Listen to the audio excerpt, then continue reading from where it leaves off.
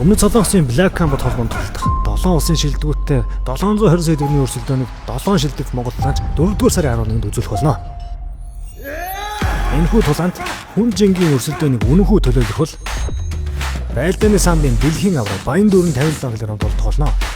Харин дунд жин буюу 84 кг-ийн жин жижигцүү мастер ган тулаг толдно. Залуу аратан бат итгэл 60 кг толдох бол 66 кг эмжээ толгойн аврах содон доош толдно. Андипед залуу ган төмөр хөнгөн жингийн өрсөлдөөнийг чинэх бол хагас тунжинд туршлагатай тулаанч бүрэн зориг толдох болно.